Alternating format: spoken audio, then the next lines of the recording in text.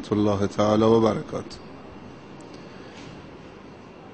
خداوند تبارک و تعالی رو بسیار سپاسگزاریم و تشکر میکنیم به خاطر همه توفیقات ارزشمند و مفیدش. با ارزشترین توفیقات الهی توفیق هدایت به دین مبین اسلام، یعنی هدایت به همه خوبی ها، ارزش ها، پاکی ها، توانمندی ها و خوشبختی ها، خوبی هایی که در دنیا وجود دارد و خوبی هایی که برای جهان آخرت نیاز هست. یکی از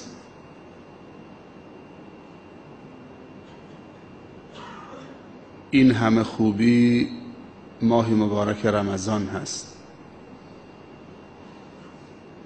تصور بکنید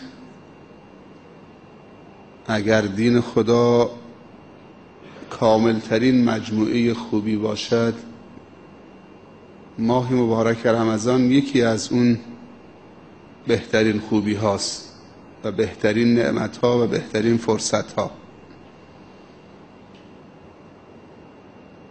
تصور بکنید خوبی علم، دنیای خوبی در علم وجود دارد. پس خوبی هایی که خداوند برای ما منظور کرده، یه وقتی فکر نکنیم که با انجام یک خوبی ما فقط یک خوبی رو انجام دادیم، بلکه با انجام یک عمل صالح هزارها درها گشوده شده برای انجام خوبی های متعدد، چون هر توفیق صدها توفیق و هزارها توفیق دیگر همراهشه.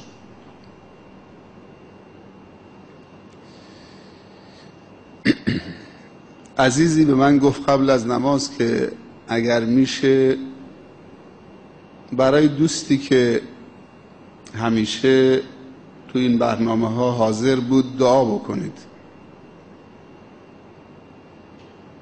امسال عذری این عزیز رو باز داشته که نمیتونه بیاد.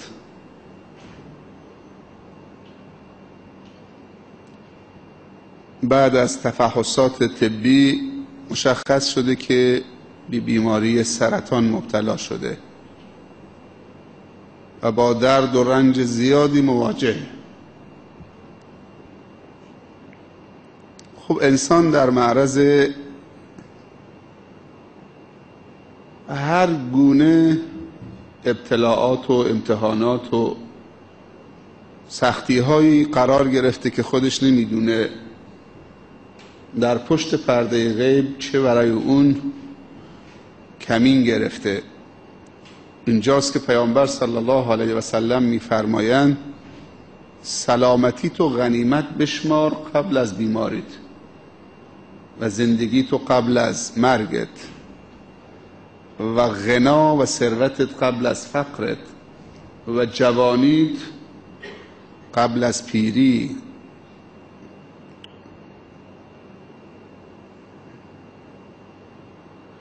ارشادات پیامبر صلی الله علیه و سلم همش به خاطر بهره برداری از فرصت هاست. وقتی میگه جوانی تو ارج بنه، قدر شناس جوانیت باش، این نعمت یعنی جوانی تو پربار بکن. کافی نیست که جوان باشی. به نظر شما کافی است که یک انسان بیدار باشه؟ خب همه بیدارن. آیا بیداری تنها کافی است؟ تو از صبح، طلوع صبح بیدار باش تا ساعت 12 شب. کار نکن، تلاش نکن، مطالعه نکن، تحرک نداشته باش. آیا رشد میکنید؟ تو سالم ترین باش، اما هیچ کاری با این سلامتی انجام نده. میتوان گفت که این نعمت سلامتی به درد تو خورده؟ میشه گفت؟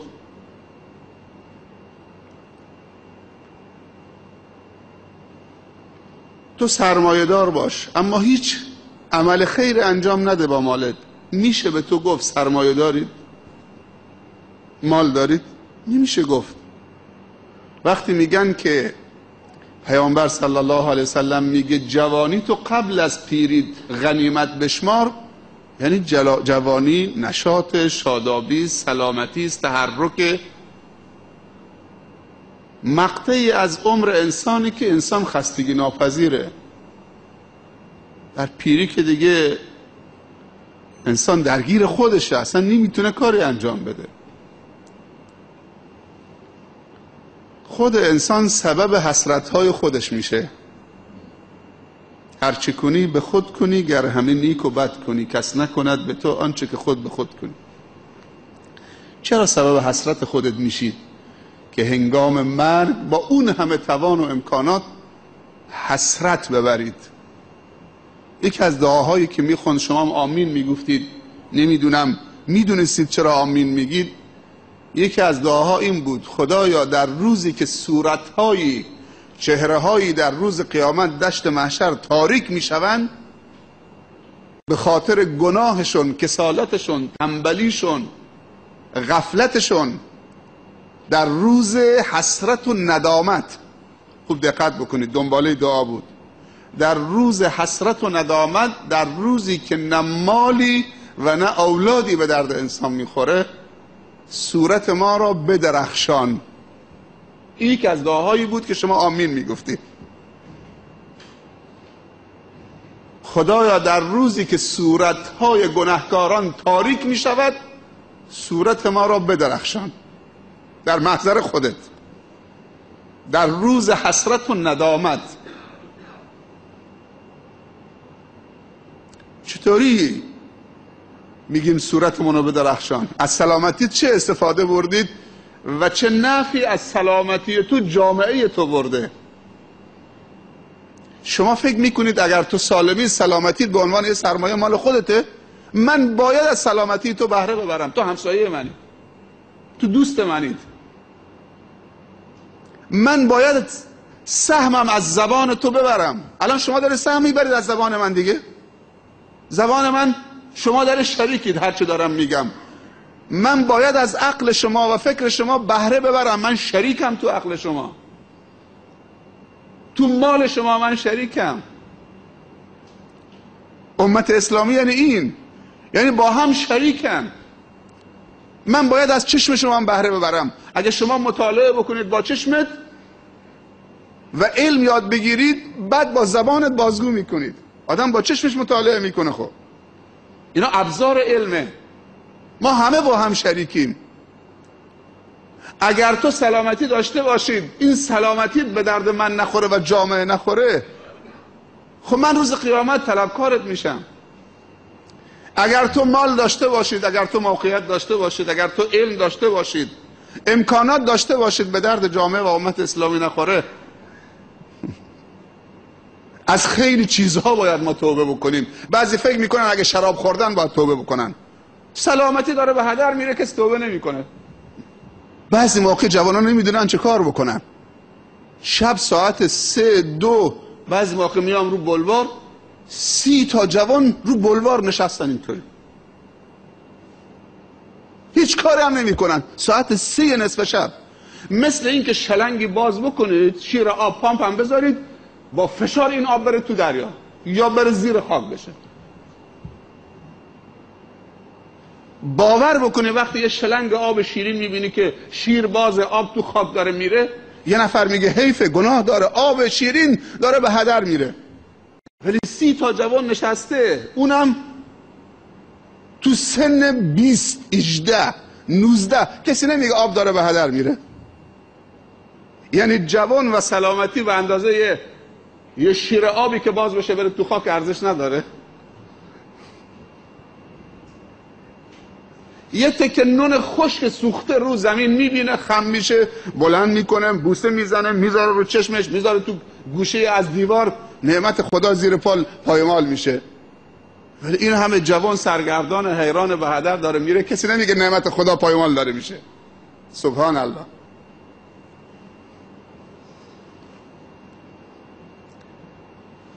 فراغت یک نعمته، بعد حسرت میخوره انسان. امروز از سلامتیت و جوانیت و امکاناتت و فراغتت و بیکاریت میتونی صورت خودتو بدرخشانی در دنیا و در روز قیامت، در روزی که خیلی از صورتها تاریک میشه. خداوند یک امتحان سختی روز قیامت میکنه، کل خلایق رو به صف میکنه، بعد توسط فرشته صدا میزنه رکوع.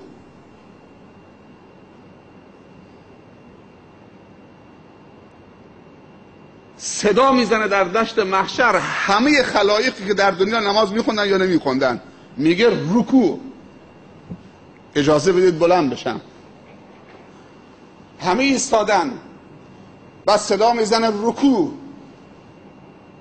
اونهایی که در دنیا خالصانه رکوع میکردن در جا خم میشن تا گفت رکوع، با کف دستشون قرص زانوشون رو میگیرن، کمرشون کشیده. تو کمر انسان مفصل هست یا نیست؟ راحت خم میشه. ولی اونهایی که در دنیا نفاق داشتن، ریا میکردن، سهلنگار بودن، تا میگه رکوع همه میخوان رکوع بکنن، یک تکه کمرشون چه؟ مثل یک چوب خشکی میشه، مثل این که مفصل تو کمرشون نیست. هر کاری میخواد بکنه اینطوری که خم بشه، کمرش یاری نمیکنه، مفصلش یک تکه میشه، از بین میره، مثل یک چوب راست خشک که اصلا مفصلی نداره، همجور سیخ نیسته. این قرآنه. خیلی سخته، باید خالص باشیم برای خداوند.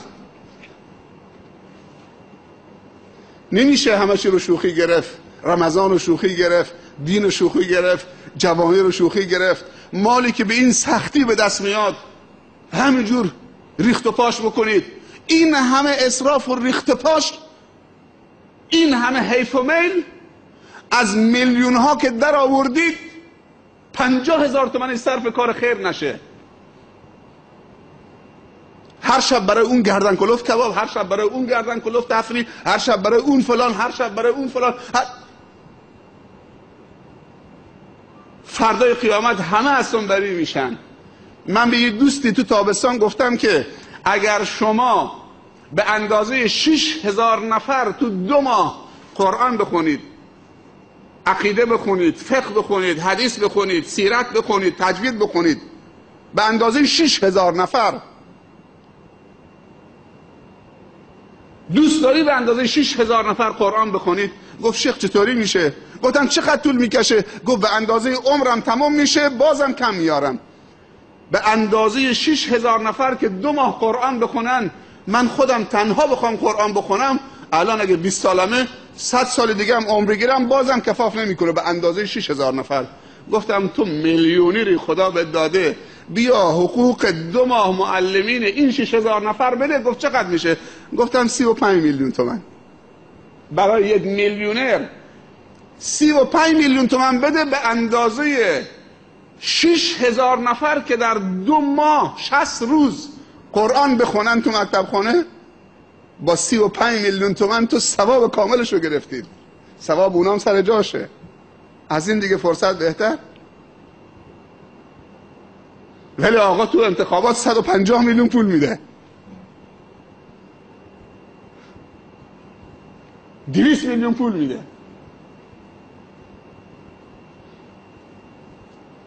معلوم نیست اون طرف به انسان خدمت بکنه، به جامعه خدمت بکنه یا نکنه، یا بعد از 4 سال دیگه بیا سراغ انسان. اول گفت بله، بعد گفت که فردا، بعد گفت پس فردا، همجور ما رو سر کار گذاشت. بعد گفت نه من که نگفتم میدم، در صورتی که گفت 2 روز دیگه بیا چکش بگیرید. خیلی خوبه. شب خوابید تا صبح، خواب دید که نباید بده. یه شیر دیگه آمد جاش 40 میلیون داد. یکی دیگه آمد جاش 40 میلیون داد، از همون کسانی که میخوان صورتشون بدرخشه روز قیامت. دیگه درنگ نمی کنن، یکی پس میزنه یکی میاد جلو. دنیا میدانی است برای به نمایش گذاشتن هنرهای زیبا. دنیا میدانی است برای رقابت‌های سالم. دنیا میدانی است برای به نمایش گذاشتن شکر خدا. سابقوا الی مغفرة من ربکم، با هم دیگه مسابقه بدید. یه گروه روز قیامت هستن حسنات و سیئاتشون به اندازه همه، حیرانن. اصحاب الاعراف روز قیامت مقامی بین بهشت و دوزخه، خوبی و بدیش در دنیا به اندازه همه. یعنی 1 گرم اضافه میخواد که چه؟ اون کفه خوبی هاش بلند بشه، ولی امیدشون به طرف بهشته. حسنات کم آورده نیستین، حسنات کم آورده.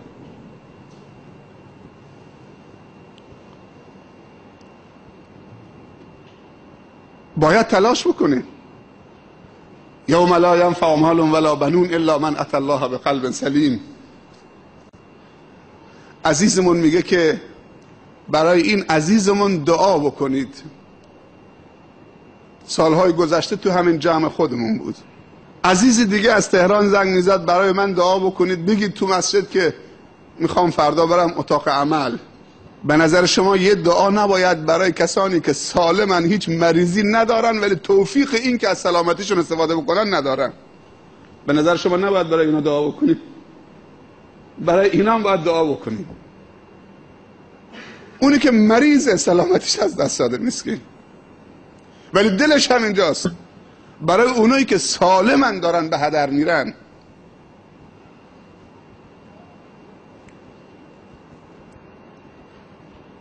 این خیلی محروم تره که امکانات داشته باشه ولی ازش استفاده نکنه.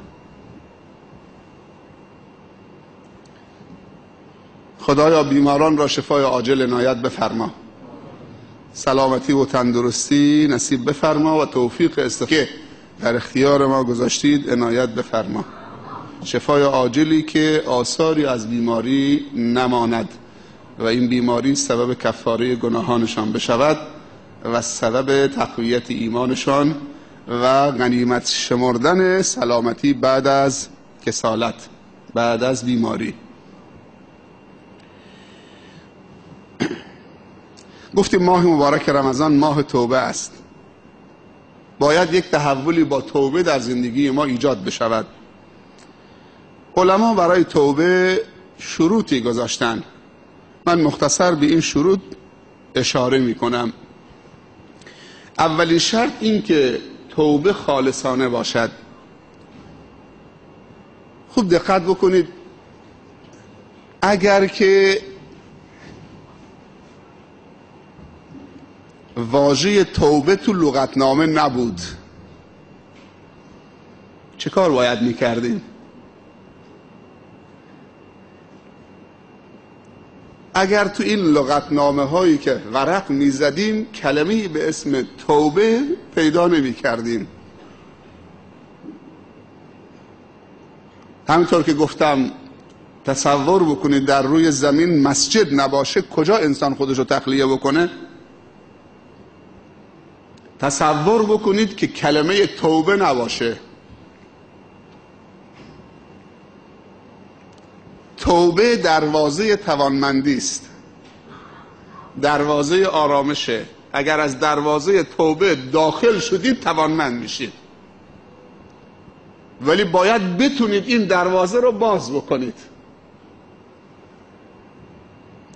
توبه دروازه امنیته، دروازه آرامشه، دروازه خوشبختی است، دروازه ترقی است، دروازه توانمندی است. ولی باید بتونید این دروازه رو باز کنید. باید از دروازه توبه وارد بشیم. ما باید شکر خدا بکنیم بر همه نعمت‌ها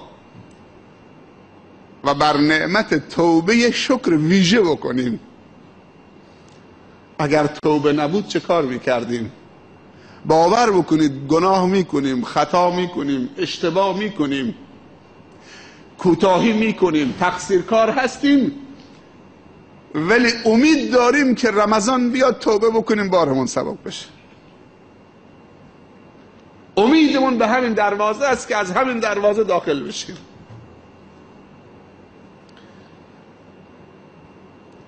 خداوند از اشتباه ما پریشان نمیشه، از توبه نکردن ما پریشان خداوند.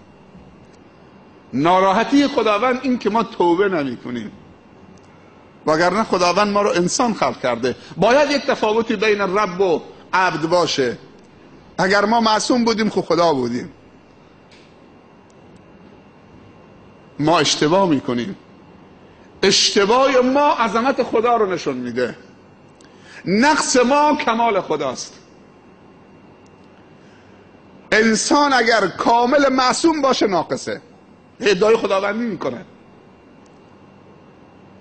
انسان نیاز به زن داره، اما اگر خدا نیاز به زن و بچه داشت باشه خدای دیگه نیست. خدایی که نیازمند زن و بچه و استراحت و خواب و خورد و خوراک و آشامیدنی باشه، اینجاست که لا تأخذه سنة ولا نوم. صفاتی که در ما صفت کماله، در خداوند صفت نقصه. ما اگر نخوابیم کامل نمیشیم، اگر ازدواج نکنیم کامل نمیشیم، اگر نخوریم نیاشامیم استراحت نکنیم کامل نمیشیم، ناتوان میشیم. ولی خداوند اینا صفت نقص درش.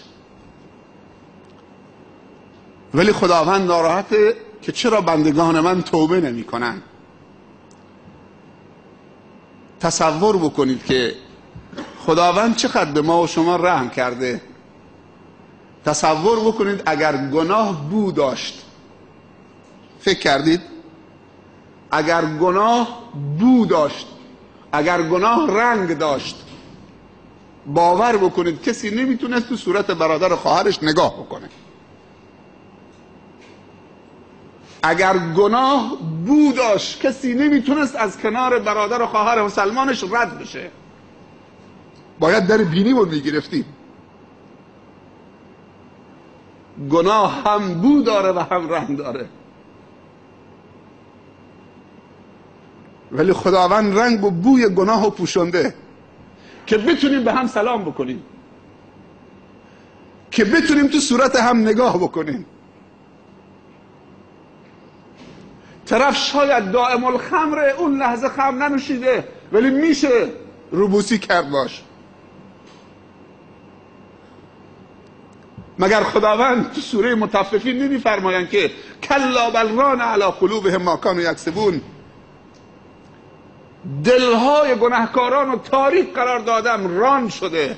پیامبر صلی الله علیه و سلم میفرمایند اگر مسلمان یک گناه کرد یک نقطه سیاه تو دلش میذارن، گناه دوم نقطه سیاه دوم، اگه توبه کرد پاک میشه، اگر نکرد نقطه چهارم، پنجم، ششم، تا اینکه تاریکی کل دلشو فرا میگیره.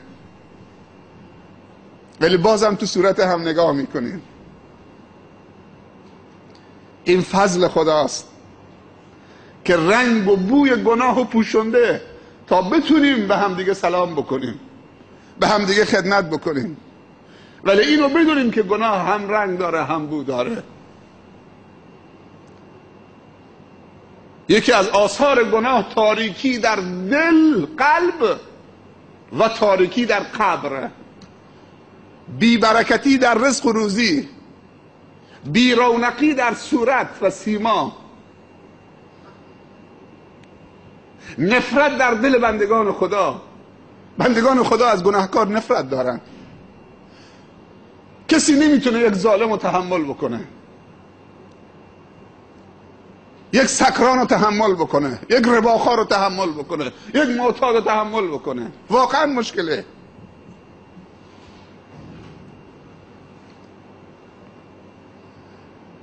ولی الله داره تحمل میکنه.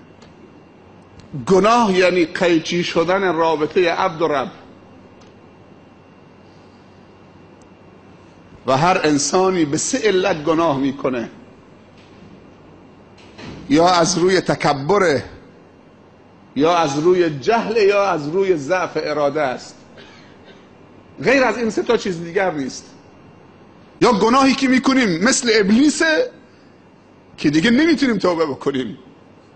گناهی که از روی تکبر باشه توبهش تقریبا شبه محاله. اما گناهی که به دو علت بعدی جهل باشه، تا زمانی که نمیفهمه که گناهه، وقتی کسی بهش میگه تو نمیفهمیدی، خجالت نمیکشی این گناهه، میگی خدا ببخشه توبه نصوح، من نمیفهمیدم. اولین باره که شما داری به من میگی، از بس که اون گناه عادی شده. به نظر شما کسی الان احساس میکنه که قلیون گناه داره؟ حرام اصلا؟ خیلی راحت تو مجالس آزاد، تو خانه ها زن برای مرد چاق میکنه، مرد برای زنش چاق میکنه، صاحبخانه برای مهمان چاق میکنه میذاره. خیلی ها اصلا میگن گناه نیست.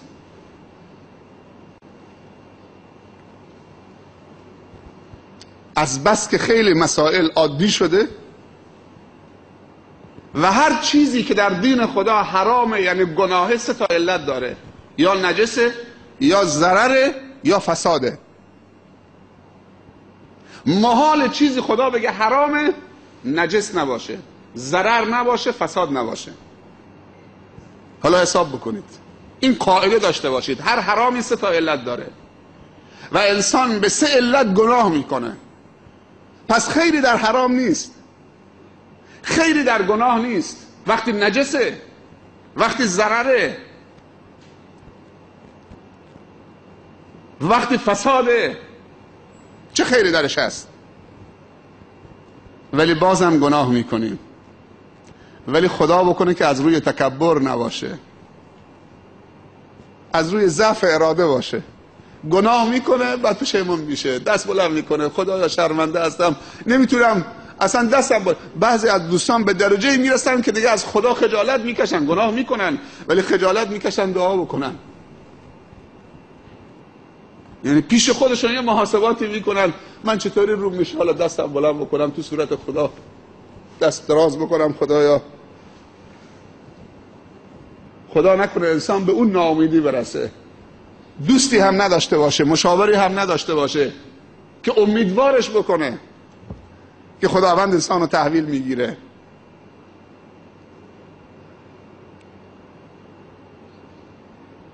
اگر از روی تکبر باشه خطرناکه، اگر از روی جهل باشه با آگاه شدن ترک گناه میکنه. حالا اگر از روی ضعف اراده باشه باید چه کار کرد؟ علما میگن ضعف اراده فقط با دوست قوی تر از خودت میشه این ضعف رو برطرف کرد. هم نشین تو به باید تا تو را عقل و دین بیفزاید. اگر ضعیفی حتما باید تو جمعی قوی تر از خودت قرار بگیرید. باید دوستانی داشته باشید بهشون بگید من تو این نقطه و این نقطه و این نقطه ضعیفم، مواظب من باشید. به دوستی ارزش قائل باشید، کمک هم دیگه بکنیم. خیلی ها مشروب تعارف هم میکنن، این هم یه نمونه از دوستی است. خیلی ها سیگار تعارف هم میکنن، بعدم میذاره تو دهنش، سرش میاره پایین، کبریت نداری، تق میزنه، فندق براش روشن میکنه، دستم میزنه رو دستش، خیلی ممنون متشکر. این هم یه نمونه دوستی است. ما یه دوستی دیگه ارائه بدیم، دوستی که مواظب هم باشیم، نه اینکه سر مچ هم بگیریم. ما اگر دیدیم کسی ضعیفه کمکش کنیم. میگم یه جوانی چند مدت پیش تو همین شهر خودمون منو دید، گفت شیخ برام دعا میکنی که همین مشروب از دلم بره؟ میخوام توبه بکنم ولی نمیتونم، از بس که ارادم ضعیف شده و دوستان ناباب دور و بر من نمیذارم، سخنم میکنن. جوان مسکین، برام دعا نمیکنید که خدا این مشروب و حب مشروب از دلم ببره؟ این جوان سرگردانه، میخواد کسی دست به سرش بکشه.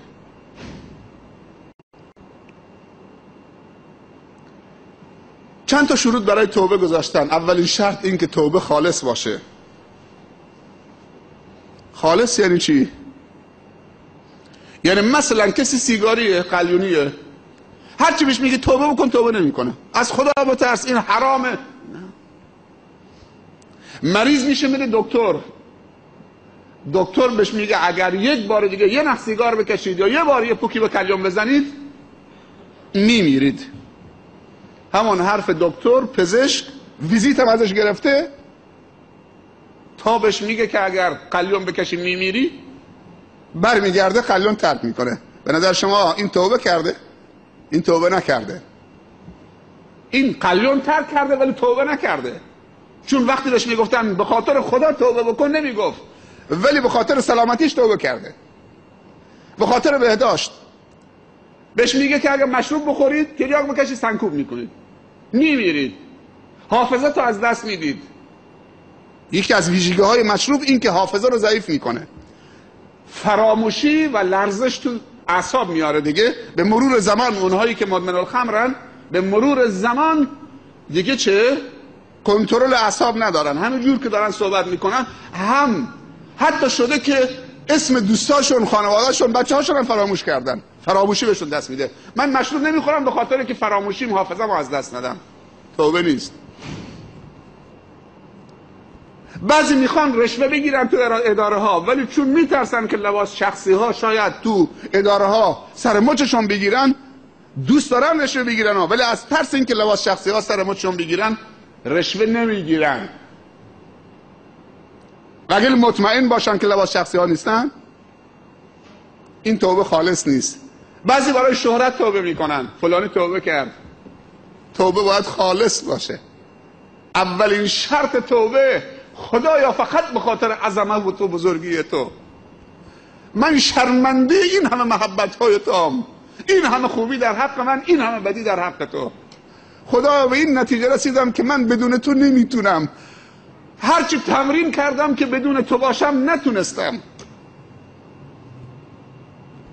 همه رو از دست دادم، هنوزم تو پای من داری صبر میکنید، میگی بنده من، بنده من، بنده من، بنده من، در صورتی که من گفتم من تو رو به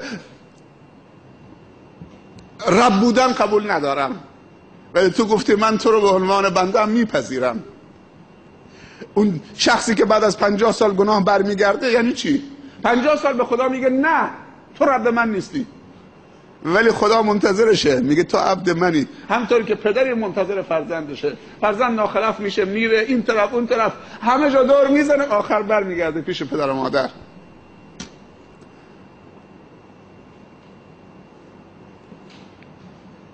اولین شرط توبه این که توبه خالص باشه. دومین شرط توبه این که زشتی و زیانهای گناه را احساس کند. کسی که توبه میکنه باید به این درجه از احساس رسیده باشه که این گناه جز زشتی چیز دیگر نیست و این گناه جز ضرر و زیان و فساد و نجاست و پلیدی چیز دیگر نیست. گناه که طهارت و پاکی نیست، گناه که زیبایی نیست، گناه که جمال نیست. باید پی ببره که گناه زشتیه، گناه پلیدیه، گناه تاریکیه، گناه بیرونقی در سیماست، گناه نجاسته، گناه فساده. با این نیت انسان باید توبه بکنه، نه اینکه توبه میکنه اما گناه براش خیلی زیباست، جلوه داره.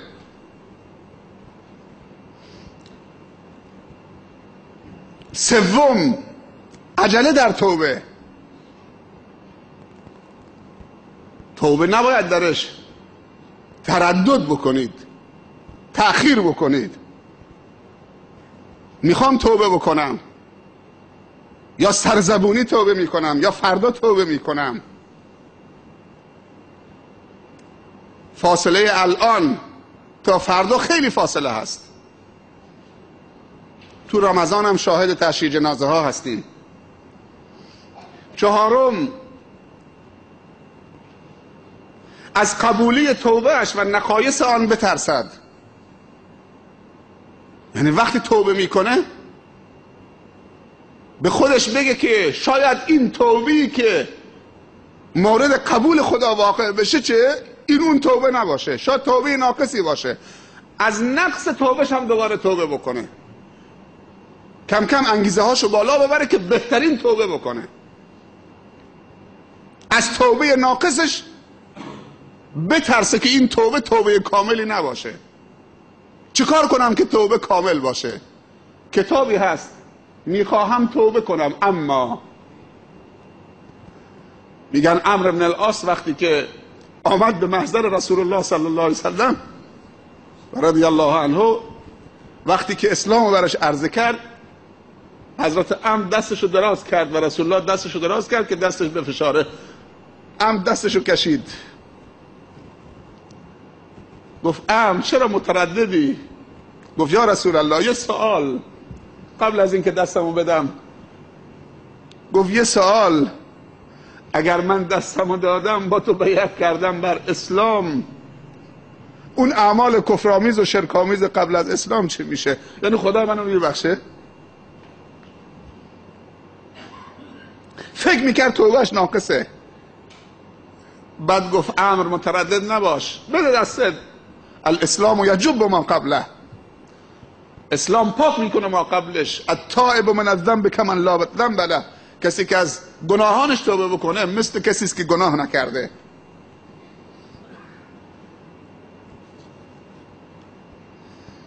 فکر میکنم که این خاطره رو از قطر من به شما گفتم، سال گذشته یا قبلش سفری در قطر بودیم،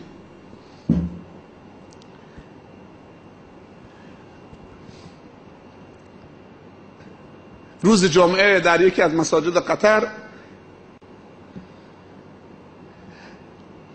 یه هندی رفت در گوش مؤذن یه چیزی گفت، مردم فکر کردن که تقاضای مال داره. بعد شیخ که از روی منبر آمد پایین، در گوش شیخ یه چیزی گفت، همون مؤذن صورت شیخ درخشید. بعد شیخ بلند شد، به کل اون مسجد، مسجدی بود که بیشتر عرب ها و مواطنین می آمدن. بعد شیخ به مردم گفت بنشینید. نشستن. گفت اون برادر هندی رو صدا بزنی بیاد. برادر هندی رو آوردن. گفت این برادر امروز تا دیروز کافر بوده، الان سیک بوده، بودایی بوده، چی بوده، توسط برادر مسلمانی اکرامش کرده، احترامش کرده، روش کار کرده، با هم شریک بودن توی کار، جای کارگری میکرده، بالاخره تاثیر گذاشته روش، به قناعت رسیده که اسلام دین خوبیه، کامل ترین دینه. امروز در نماز جمعه شرکت کرده، میخواد شهادتین بده، لحظه ورودش به اسلام. و شیخ میگفت به اون هندی، رو به قبله نشسته بود، لباس تمیزی پوشیده بود، برادر بگو اشهد ان لا اله الا الله.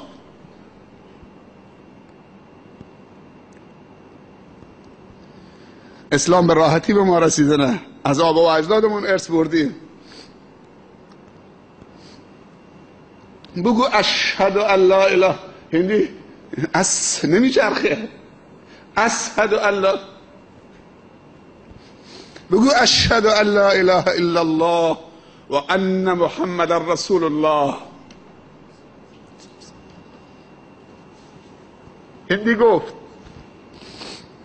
وقتی که این دو جمله رو گفت کل مسجد تکبیر گفتن. هندی نگاه دور و برش کرد، از اون سرمایه‌دار میلیونر عرب و از اون مهندسینی که اونجا بودن و شخصیت‌هایی که اونجا بودن تا اون افراد ساده، همه بلند شدن پیشونی هندی رو میبوسیدن، به آغوش میکشیدن. برادر مسلمان، تو برادر ما شدید. واقعا صحنه‌ای بود. آیا طعم و حلاوت این که کسی رو راهنمایی بکنید و بعد هدایت بشه به برکت اخلاص تو و راهنمایی تو، انسان خوبی بشه، انسان پاکی بشه، زندگی خوبی داشته باشه، انسان خدومی بشه. آیا طعم و حلاوتش رو چشیدید؟ باور بکنی شیرینی داره وقتی یه نفر توسط تو هدایت میشه. رسول الله صلی الله علیه وسلم به حضرت علی در فتح خیبر گفت ای علی، اگر یک نفر توسط تو هدایت بشه به دین مبین اسلام، برای تو از شتر سرخ بهتره. از شتر سرخ. شتر سرخ اون زمان معادل مرسدس بنز امروزه. ای علی، اگر یک نفر توسط تو هدایت بشه، از شتر سرخ برای تو بهتره.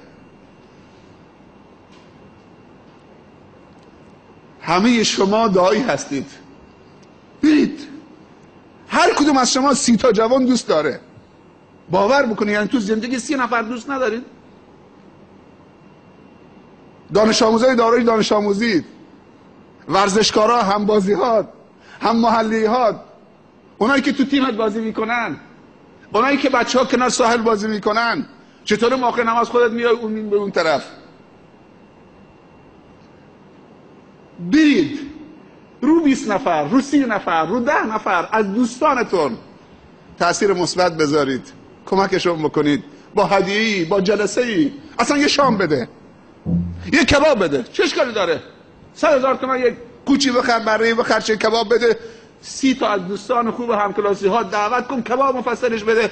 یکی از علمام دعوت کن، تو همون جلسه چه هدایایی هم بهشون بده. باور بکن لذت میبرید.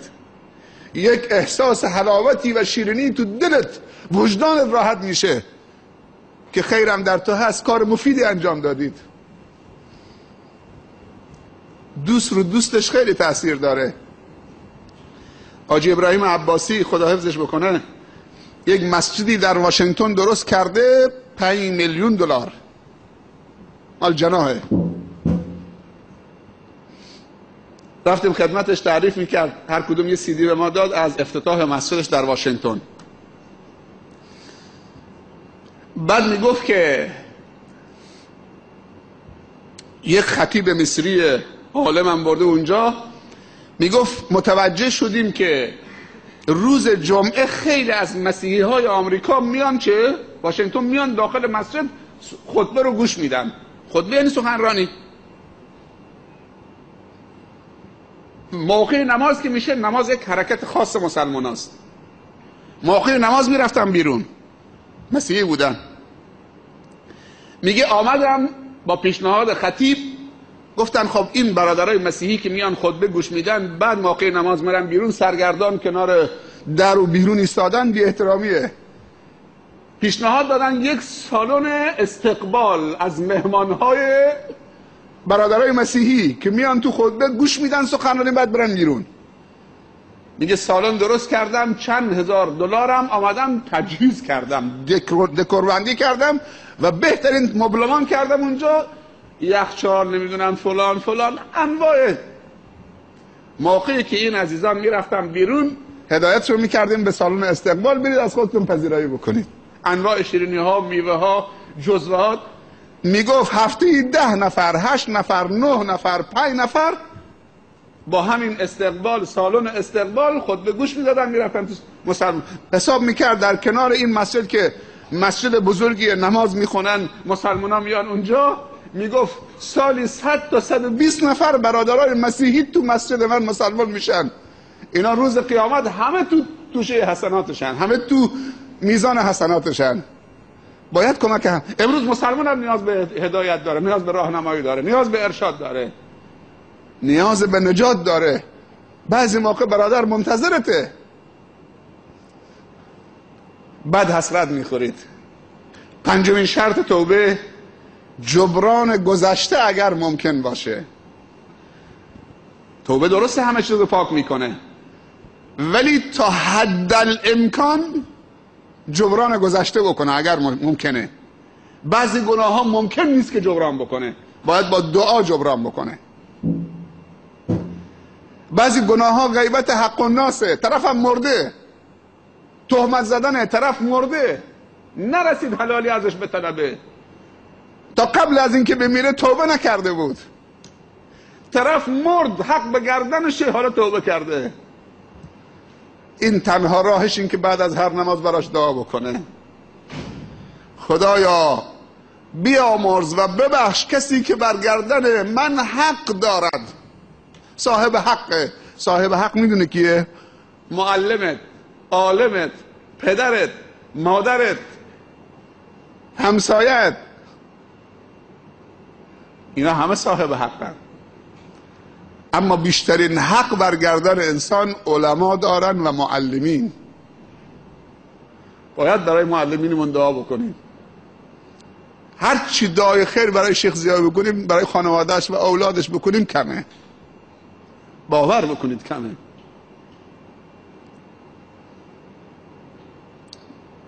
برای علمامون دعا بکنیم. واقعا به گردن ما حق دارن. کسانی هستن که آخرت ما رو دارن تلاش میکنن. کسانی هستن که رابطه شما با خدا رو دارن اصلاح میکنن و نزدیک میکنن.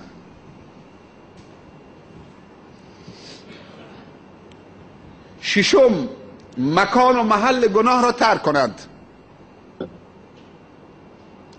اگر گناه تو محلی انجام میداد، تو مکانی انجام میداد، باید اون محل رو ترک کنه. مثالش اون کسی که 100 نفر کشت. پیامبر صلی الله علیه و سلم نقل میکنه از بنی اسرائیل که یک نفر 99 نفر رو کشت. رفت که توبه بکنه، گفتن توبت قبول نیست. اون شخص هم کشت 100 نفر. نفر 101م عالم بود، گفت که توبه تو قبوله به شرطی که از این شهری و محلی که همه خلافکارن، همه گناهکارن، همه اشرارن داخلش، باید هجرت بکنی. آدرسش داد. یه محل اون طرفتر هست، 50-100 کیلو اون طرفتر، انسانهای صالح و پاکن. اگر تو توبه بکنید تو این محل بمونید، دوباره چه؟ به یاد گناه میفتید، وادار به گناه میشید. باید هجرت بکنید. برید. هجرت کرد، رفت وسط راه مرد. داستان شنیدنیه. رفت وسط راه مرد. فرشته رحمت و فرشته عذاب آمدن، دعوا کردن. اون یکی گفت این بهشتیه مال منه، اون یکی گفت مال منه. خداوند ملائکی رو فرستاد که بین اون دوتا قضاوت بکنه. روایات متعدده. بعد که اندازه گرفتن، فاصله او به شهری که به طرفش میرفت، شهر پاکان، 1 ذراع یا 1 گز نزدیکتره، یا 1 وجب. توبه کرد. بعد از توبه خالصانه از محل خلاف و گناه هجرت کرد، بیرون رفت، خالص بود. اجلش رسید، فرصت 1 سجده برای خدا نکرد. اگر توبتون طرف 50 سال مشروب میخوره، نماز نمیخونه، خالص توبه میکنه، خالص توبه میکنه، بعد از توبهش چه؟ میمیره. شاید فرصت چه؟ 1 سجده هم نکرده باشه. طرف 50 سال نماز خونده تا به جای رسیده، ولی این توبهش خالص بوده. باید محل گناه رو ترک بکنه. 7م، کسانی که او را بر انجام گناه یاری میکنن ترک کند. انسان اگر رفت تو عروسی که همه مستن، بخواد یا نخواد گناه میکنه. همه زنها نیمه عریان دارن میرقصن، این محل گناهه. رفت تو کاباره، تو کاباره چه هست؟ رفت تو بار چیه؟ پس انسان نباید محل گناه بره. 7م، کسانی که او رو وادار میکنن باید رابطش رو قطع بکنه. ما مدرسه بودیم، یادم میاد آقای صالح اینجا نشسته، خدا حفظشون کنه. مدرسه بودیم، بعد از نماز مغرب اگه بچه تو خونه نبود، امروزه ساعت 11 شب حالا نوجوان از خونه بیرون میره. نماز مغرب اگه تو خونه نبودیم، کل همسایه ها میگشتن. سر عروسی اگر میخواستیم بریم، نمیرفتیم، میترسیدیم که شاید معلم تو عروسی، دور عروسی باشه. اینقدر معلم احترام داشت. حرمت داشت، نمیگم هیبت داشت، احترام داشت. الان ساعت 11 شب، حالا نوجوان سیر خوابیده، خودشو شیک کرده، به گفته خودم رایت کرده، حالا ساعت 11 شب میخواد بره بیرون. کی برمیگرده؟ نوجوان با تلفن همدیگر از تو خونه در میارن. عزیزی میگفت که یک نفر در گوش من نزدیک 200 بار گفته اگه یک دفعه آبجو بخوری، اگه یک دفعه آبجو بخوری. 200 بار میگه در گوشم گفته. عجب مزهشه. سبک بی، شجاع بی، جرأت پیدا کنی، روت بازبو. فرشته خوشبختی رو در آغوش میگیری. 200 بار شاید میگو بیشتر در گوشم. من چقدر طاقت بکنم؟ کسی 200 بار در گوش من، حالا اگه جنس تایلندی هم باشه میخرید. تبلیغ دیگه. چند صد هزار نفر در کشور ما شاید به خاطر این که تفننی مزه بکنن بن یا حشیش یا تریاک که میگن سبک میشی فلان میشی، به خاطر تجربه از بس گفتن حالا با یه بار که کسی معتاد نمیشه، حالا نگاه کنم واقعا سبک میشم یا نه. الان معتاد تزریقی است. معتاد عشقی بوده، الان معتاد تزریقی است. بریم حال بکنیم. باید با دوستانی که اونو وادار به گناه میکنن، اگه واقعا تصمیم توبه گرفتی، قطع. تا تو دست از این کارت نکشیدید، من با تو قطع رابطه. اگه منو دوست دارید باید. 8، از بین بردن اسباب حرام و مواد حرامی که نزدش میباشد. مثلا طرف توبه کرده اما فیلم های مبتذل و لختی تو خونش هست، باید اونا رو خرد بکنی. طرف توبه کرده اما قوطی آبجو تو خونش هست، به کارتون هست. طرف توبه کرده اما اسباب گناه که وسایل گناه تو خونش هست، باید اون وسایل رو از بین برد و اون وسایل رو چه نابود کرد. دوباره از همون وسایل داره استفاده میکنه. وقتی دید آدم وسوسه میشه. برم یه بار دیگه حالا که کسی نیست. 9، دوستان خیرخواه و صالحی را انتخاب کند. این یکی از محکمترین شروط توبه، این که وقتی توبه کردید دوستان تو عوض کنید. باید بری صالحین قویتر از خودت که وقتی تو ضعیف میشی اونا قویان، کمکت بکنن که برنگردی تا تبدیل به عادت، تا تمرین بکنید. رو پات مستقیم اول دستت بگیره، وقتی که انشالله محکم شدید دیگه خودت تو جریان میفتید. 10، به جسم و بدنش توجه کند. این نکته رو خوب، به جسم و بدنش توجه کند تا جسمی که او را عادت به حرام داده و پرورش داده عوض کند. خیلی مهمه. یعنی کسی مشروب خورده، باید به جسمش توجه بکنه بعد از توبه، چون این خون و گوشت و پوست و استخوان و اعصاب و مغز همه با این حرام قاطی شده، باید تنقیه بشه. باید اونقدر رو جسمش کار بکنه تا سمزدایی بکنه. کسی که مال حرام خورده، کسی که ربا خورده، باید اینقدر رو جسمش کار بکنه تا این جسم. ما در فقه، در کتابای فقه مبحثی داریم یا مقولی داریم به اسم حیوان جلاله. جلاله نه، جلاله. مرغ، خروس، گوسفندی که تو خانه هست حلال گوشته، اگر دیدی مرغی نجاست داره میخوره، حرامه که این گوشت بخورید. اگر خودت دیدی که مرغی داره نجاست میخوره، منقار میزنه تو نجاست، این بهش میگن جلاله. این باید تنقیه بشه تا این نجاستی که خورده با گوشتش قاطی شده پاک بشه،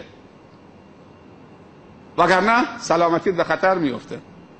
چون کن اسلام چقدر باید سمزدایی بشه. اینقدر رو جسمش با حلال خوری، با توبه کردن، با چیزهای پاک خوردن، با روزه گرفتن. کسی که 20 سال مشروب خورده،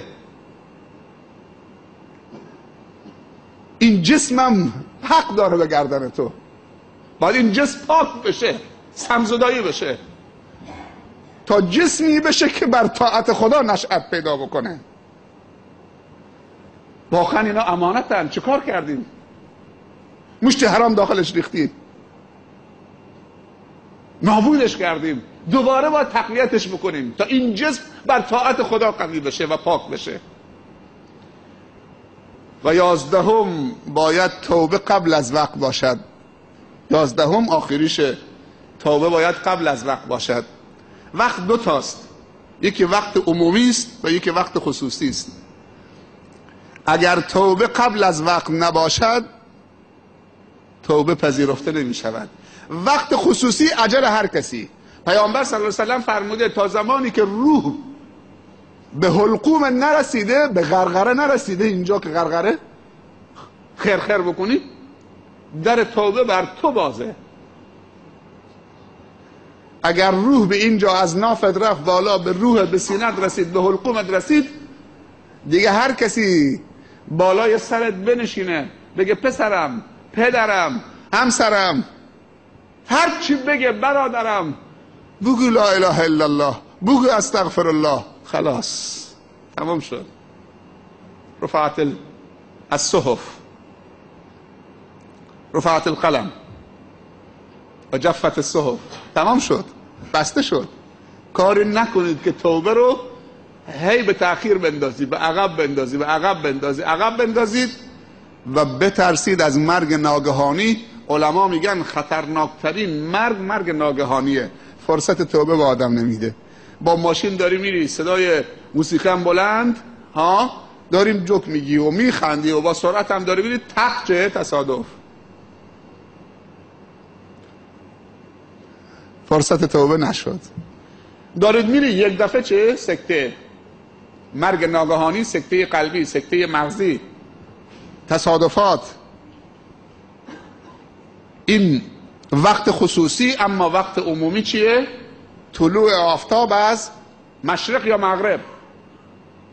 طلوع آفتاب از مغرب یعنی برپا شدن قیامت. اگر آفتاب از مغرب طلوع کرد، در توبه بسته میشه، کسی نمیتونه توبه بکنه. باید توبه قبل از طلوع آفتاب از مغرب باشه. این هم شرط 11.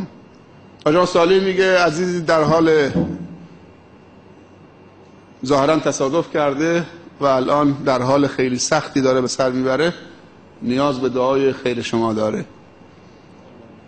دعای خیر بکنید که خداوند یک بار دیگه حیاتش رو تمدید بکنه، سالم، تندرست، شفا پیدا بکنه، به آغوش خانواده بر بگرده و آثاری از بیماری و مریضی برش نماند. بگید آمین. پس باید توبه قبل از رسیدن قیامت باشه، قبل از طلوع آفتاب از مغرب. خب برای همه شما آرزوی موفقیت دارم. امیدوارم که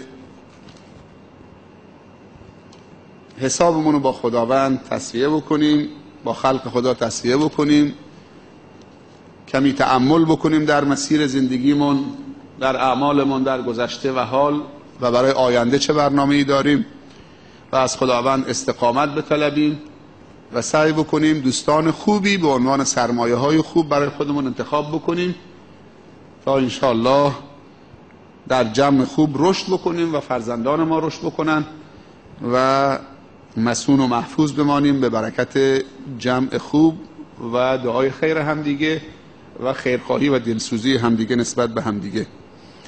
خب برادر کردی اینجا ظاهرا مشکلی دارن، در حد توان باش همکاری بکنید.